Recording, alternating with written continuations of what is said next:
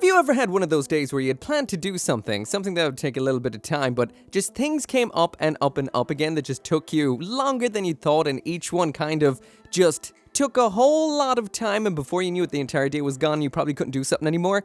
That is this for me. But I'm not going to let that happen. It's like 5:30 p.m. Usually when it comes to a review, I would have this built and filmed by now. That would be at the absolute minimum. So what I'm going to do and challenge myself with is how fast, how humanly possible is it to build a high-grade kit in, I don't know, an hour? An hour and a half?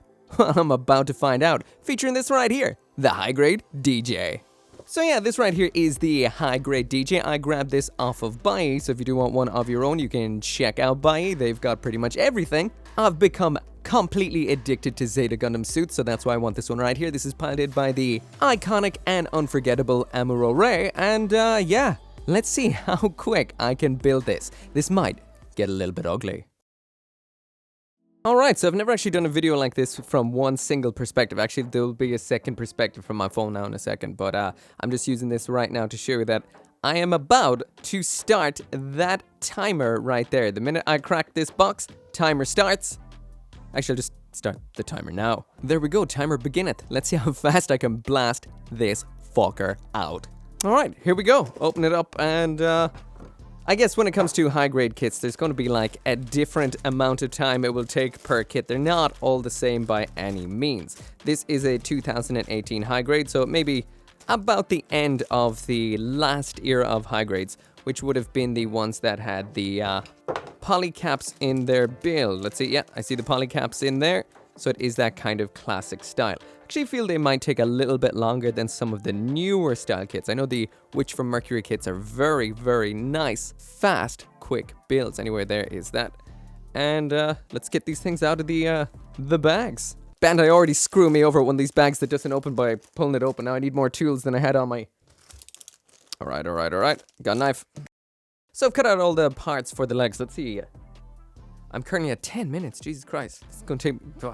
Anyway, let's just get these all slapped together. I single snipped most of it, but so far it seems like that isn't so bad. Double snipped some parts, and anything like some of the minty green armor right there, I did use the glass file a couple of times because, you know, even though I want to build this fast, I don't want to really have any kind of nasty looking gate marks here or there anywhere on it. Okay, getting that joint put together. So far, this is a decent, nice, simplish build. Everything goes on in order like so. Flip, we've got this funny little rubber part for the pipes that goes just up inside of this minty green part like so. Actually, that slot in, I should say, quite well. Is there a certain way to put this? Doesn't seem to be. Get on in, get this closed. Got an upper leg segment. Come on, get on in there. That's not so bad. A couple of nubs on that. I guess I can come back to it later. Sometime in the future, maybe clean those up a little bit. Down onto the lower leg sections. These build up very, very nicely. Ooh, missed a nub right there. Gotta get that off. Away with you. Okay, we have a lower joint that pops in just like that. The upper part of the leg cables to the back. This is interesting. You have to kind of slot around the knee with this. Making sure it's the right way around, of course. That wasn't too bad. This bit and this bit. And there we've got a bit of a leg. I haven't built the feet. I should build those next.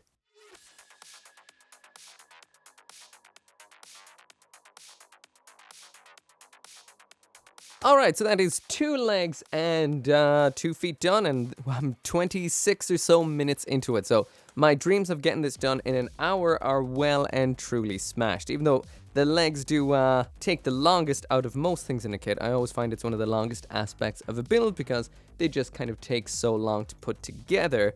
But not so much really in a high grade compared to some of the other crazier ones like master grades and perfect grades. Let's get that on there. And there we go, a pair of legs so far. I like this kit a lot, considering I've been blasting through it. But it's nice. On to the waist unit.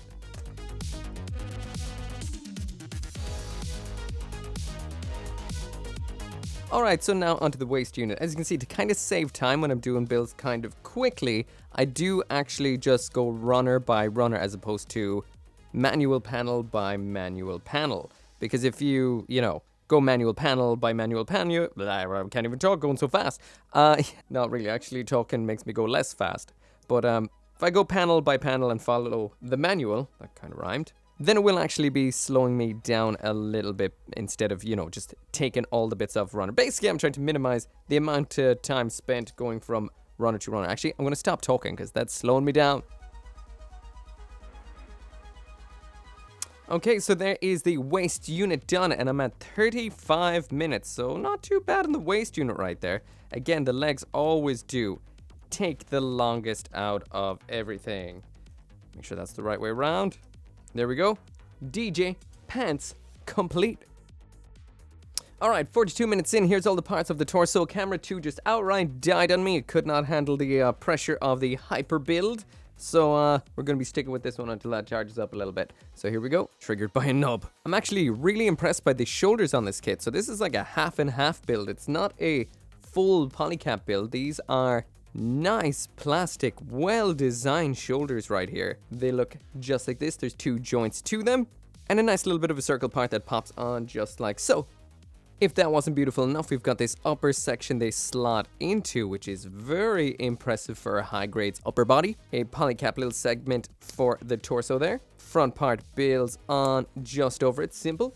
Back part on like so, and definitely some nice layering. Well, make sure to get the layering in the right order because that yellow bit doesn't go on yet. That's what happens when you try to rush something. These little shoulder segments pop in just like so. Chest vents layer in as well. And this red section, which I assume is the cockpit hatch, attaches on a ball joint so this can move around and stay out of the way. Pretty cool. Finally, then the neck that attaches on there like so. And it's time now to move on to the arms. We're at 46 minutes if you're wondering.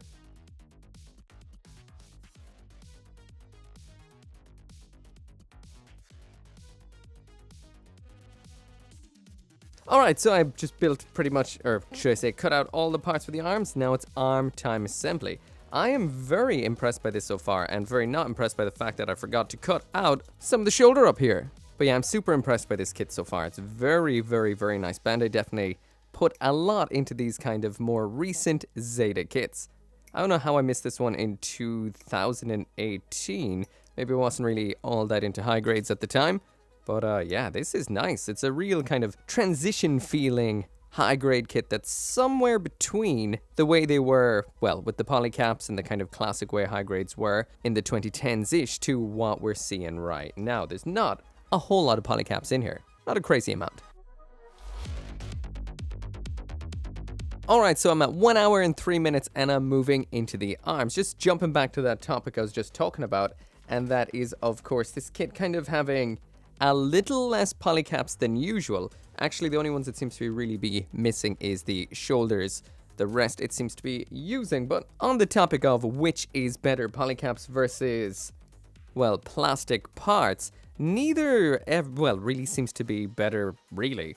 Polycaps are good for some reasons, and plastic parts are good for other ones. But there's one thing I noticed a lot with some plastic-on-plastic joints lately, which is actually a little bit more shocking and problematic than what we would see with, you know, the kind of loosening up or the kind of flimsiness of polycaps at times. And that is the fusing of joints. So I've had a couple of kits where the joints have just literally fused together, which is not a good thing. One of the first places I noticed it happen was the Master Grade Wing Gundam Verka.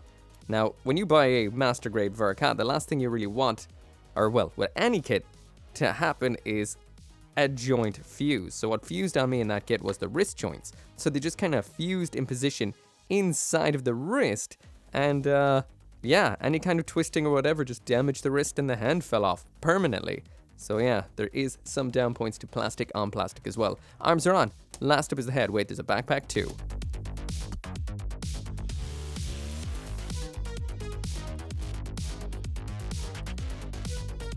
Alright, so we're at 1 hour, 12 minutes and 48 seconds, and I've got the backpack all cut out. This is quite interesting looking. So for the most part, everything is exactly the same besides a couple of parts that assemble together, making the kind of attachment point of the backpack. So this one right here seems to be for the left-hand side, we've got this bit which attaches in. Hopefully not there. That's loose as hell.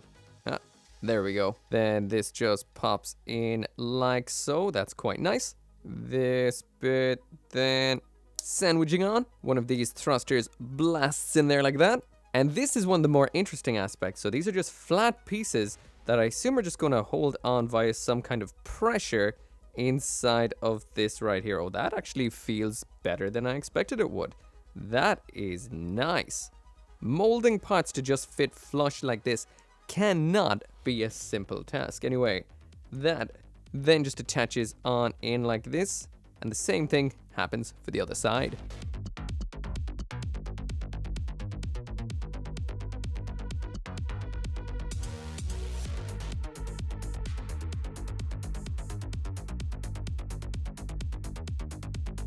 So about 1 hour and 23 minutes into it so far, and now I've got everything including the backpack, which I just put together right there. This is quite nice. The little pieces are starting to fall out a little bit on me. There's a lot of knobs, easy to clean up, but they are quite prevalent on the darker plastic right there. But yeah, all I've got left is the head, and I can, well, let's see if I can do it in the next 6 minutes. It is the moment, where did I put the head? It's the moment of truth. I've got like 50 seconds to get this head on, and I've built the high grade in 1 hour 29 minutes, and it is complete, backpack and everything. The accessories haven't been put together yet, but that is mad. I thought I'd get it done in an hour, but an hour and a half, not too bad. It was getting a bit rough though towards the end there. I had well, I cut out the parts for the eyes, which are very, very, very, very, very small, and I was trying for ages to make it fit.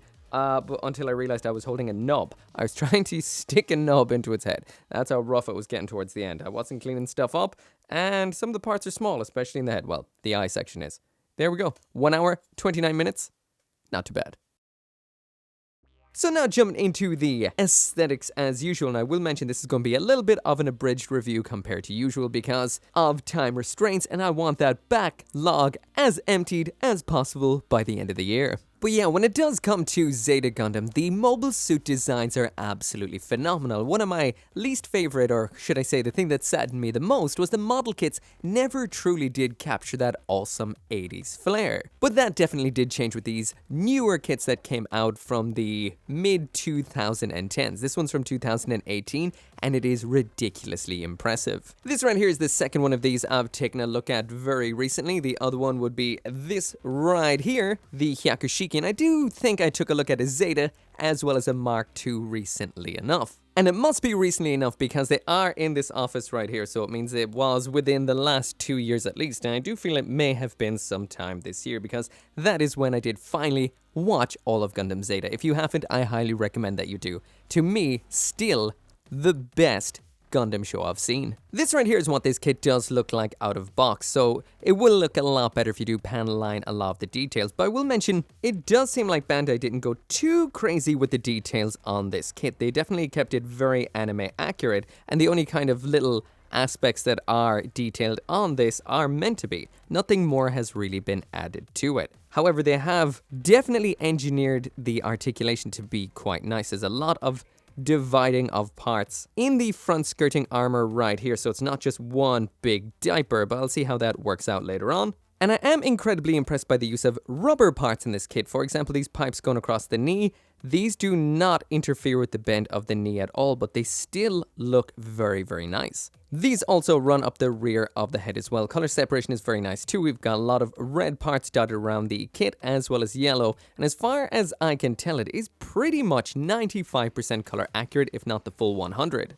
After lining up those various vents and such, this should look awesome. Anyway, onto a little bit of a size comparison. There it is, side by side with Amuro's previous ride, which is the Oryx 78-2. That is the high-grade Revive. And sliding that into the there-ish zone. There it is beside the Hyakushiki. That is also the Revive, or the newest version of that. There is the Revive of the high-grade Mark II, Gundam Mark II, I should say. And beside the high-grade Zeta Gundam. This is the premium Bandai version, which is the 0088, if I'm not mistaken. I do have the red Rick S as well somewhere, but that is in storage right now, so it's not in this room, and I don't think I have any more Gundam Zeta high grades knocking around.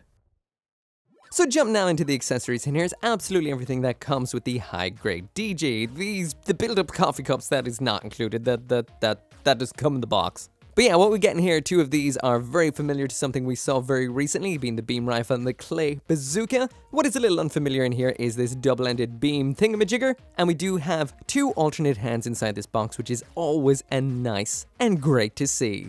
So first up in here, when it does come to the included hands, first off is the standard high-grade holding hands. Now these are not in your standard color, these are in a lighter gray than we would normally see, and they are the rounded style fingers because this particular mobile suit has a lot of almost Xeon inspired flair to it. When it comes to the alternate hands, first off we do have a left hand widespread dynamic, so that is nice. Also looks like you could rest a rifle in the palm of that. Rounded fingers, yet again, it's always nice to get a widespread included. The other alternate hand is this right here, which is a trigger finger. So this is a right hand trigger finger. So holding onto the rifle is just going to be a right-handed situation. Swapping out hands is the usual way. You just pop off the one that was in there, pop in the one that you want, just like so, and that does look great.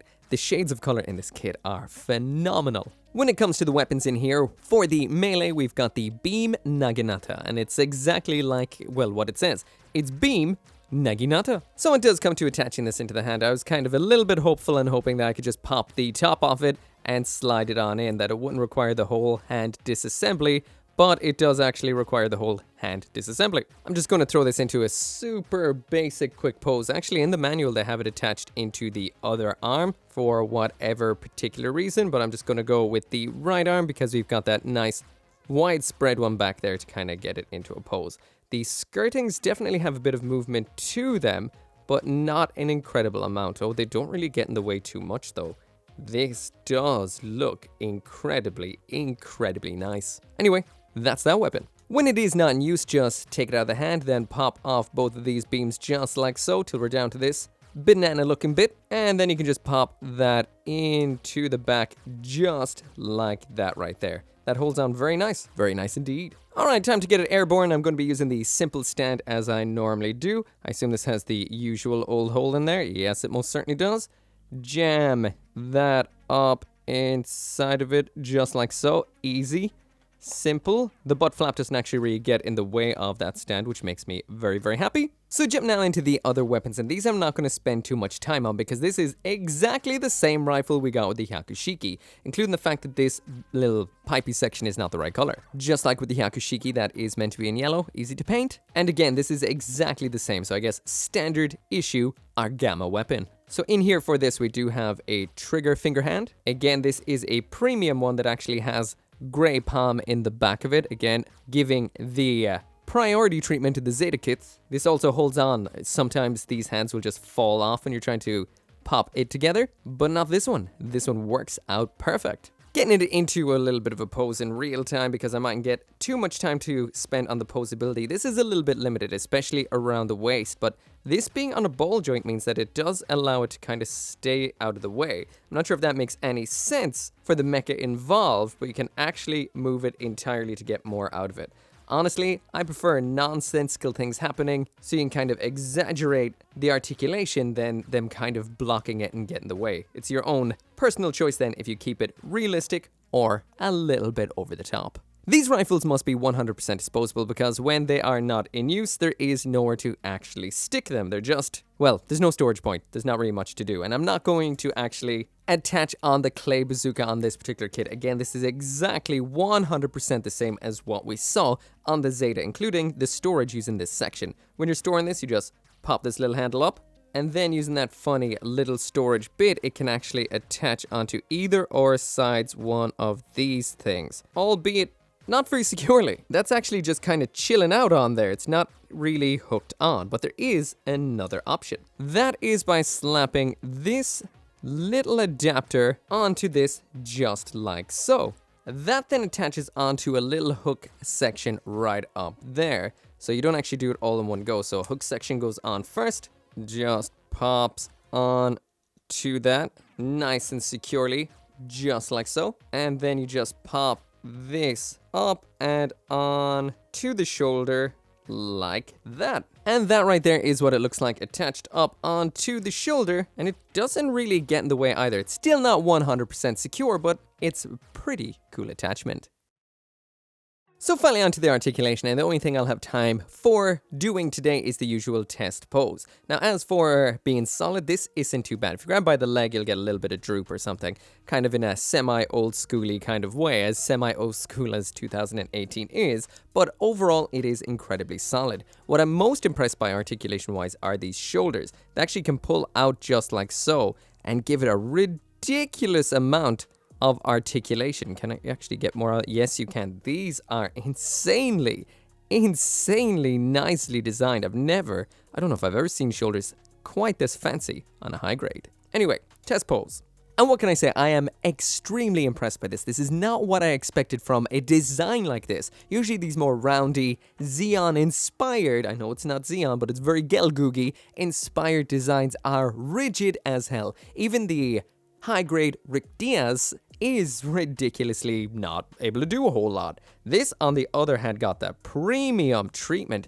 Just check that out. It's just so nice. The shoulders impress me. The hips impress me. You can get this skirting armor out of the way so perfectly. The only thing that happened is the reliance or the semi-reliance on crappy old Polycaps does show a little bit, as I lost these side skirts, as these joints, right, I'm just going to pop this one off so you can see.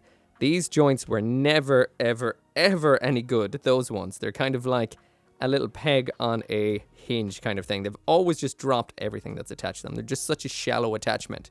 But besides that, everything is great. The shoulders move so well. The ankles inside there, also so well. The wings have a little bit, not a whole lot, but they hold up really well considering they are just like flap plastic pieces inside of flaps. Overall, this is quite incredible, and that is it. I don't even have time to have the usual spins at the end, so I'm going to give this one right here. Damn.